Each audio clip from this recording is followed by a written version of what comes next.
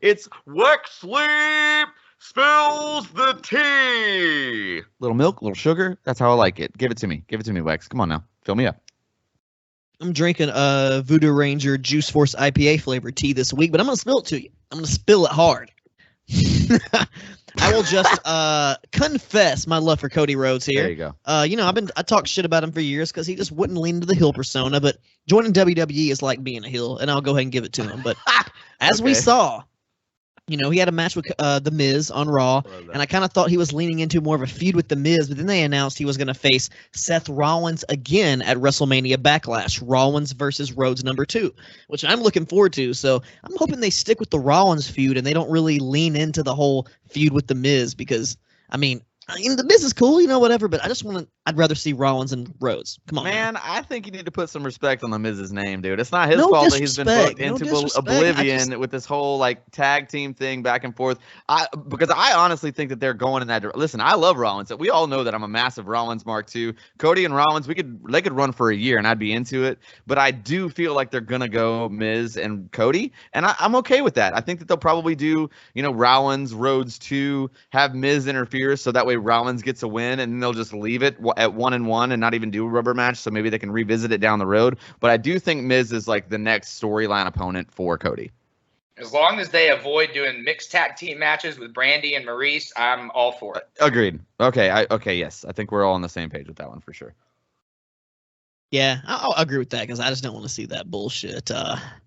Yeah, so we finally got some NXT call-up, some of our OG original black and gold brand NXT and that NXT UK flavor. Gunther, a.k.a. Walter, went up to SmackDown, and Tommaso Ciampa went up to Raw. So they both sort of kept their names, even though Gunther got his name changed from Walter before he got moved up. But it's cool to see both of them on the main roster. Let's hope that they get a nice little push and they don't get the classic McMahon NXT treatment and just get buried like a motherfucker. Oh, yeah. I think that the Tommaso specifically has kind of been well documented in him wanting to stay in NXT. They had tried to call him up a couple times, and I'm pretty sure he was like, no, I'm not going. So I think that I know he has less than 2 years left on his contract. So I'm thinking it's you know what? Look, he's going to go to SmackDown. He's going to get to wrestle guys that he really wants to wrestle on his bucket list, essentially. And then I see him just working at the Performance Center. I see him being the new right hand for Triple H or Shawn or whoever. Give it 5 or 6 years, and it'll be Ciampa walking out there clapping for the guy that's getting called up, and I think that's kind of his role. He's going to move into that, and that's awesome. So a little farewell tour for him. Yeah, and listen, I'm not trying to slander Ciampa. It's not that I don't think he could be a main event guy on SmackDown. I certainly do. I just don't think the creative is ready for that yet. I don't think that they're at a place where they could book him to make him a credible main event level threat. And make it work in their time frame. And I can also understand from that perspective too, where it makes more sense for them to build up guys like Austin Theory and the younger guys that are going to be around for a little bit longer and use Ciampa to kind of get them over. But yeah, unfortunately, I don't see him going past the mid card and on the main roster. But I think the matches are going to be pretty bitchin'.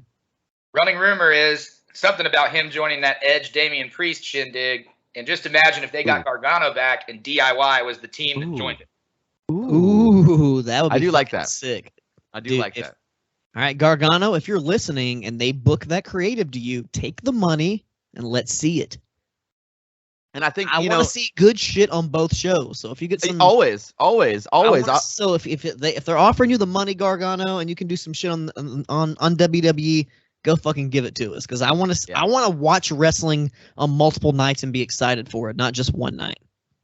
I agree, and I think it's cool. I think that Cody Rhodes coming to WWE not only opens that door, but it's all these releases where people are just waiting to see them in AEW. That's the only real other option. But if they just all give it a little bit more time and just go back to the E, I think that they'll be more. Even if they don't do the whole Cody Rhodes thing. Where they give him a fucking bus and let him executive produce A&E shows and do all this other stuff. Yeah. But yeah, I like you said, Cody Rhodes kind of injects like a little bit of life, a little bit of excitement into WWE. So I'm looking forward to see where that goes and seeing what other stuff that attracts.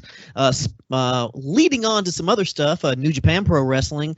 Chris Dickinson, aka the Dirty Daddy, officially signed with New Japan. Like, he's gonna be going to Japan to wrestle. None of that strong stuff.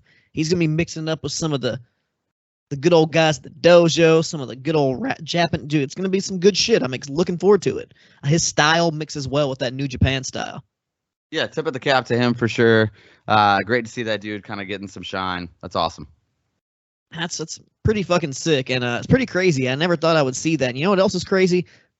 Tony Khan acting a little crazy. On the Twitter, people have been talking about this paid study about bots that are anti-AEW. I don't know if that's like something that's real legit, a joke, what's really going on here, but yeah. I think it's hilarious because it makes for lots of comedy and everything on either end. And even if it is a true real study, I mean, that's crazy because that's the type of shit that goes on the internet. Like, not even just in pro wrestling, like there are bots that are paid to do weird shit like that, which is completely fucking insane, but that's the internet and that's wrestling. That's not the case. I hope that he's trolling. I really genuinely hope that he's trolling because it seemed like a joke to me. Yeah, it really did, and I feel like that's his sense of humor.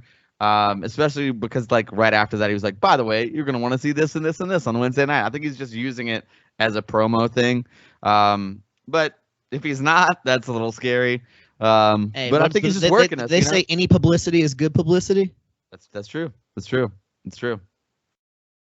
Yeah, I mean, he's honestly is a fucking fantastic booker. Made a star out of Wheeler Yuta if you watched that fucking match against Jon Moxley. Yeah, oh yeah. Yeah. Like, dude, that goddamn fantastic. And we're going to get Samoa Joe versus Suzuki for the ROH TV title. We're going to get Hangman versus Adam Cole in a Texas death match coming up on Friday. God damn it. Even though if Tony Shit's lost his mind, if that makes him book well like this, then let's fucking see it. Bring it on, baby. Hey, I'm into it. I'm not mad about it one bit. Yeah. I just want something to sink my teeth into. Speaking of things to sink your teeth into, we got this week's Baker's Dozen. It's a double dip. Without further ado, welcome to the show.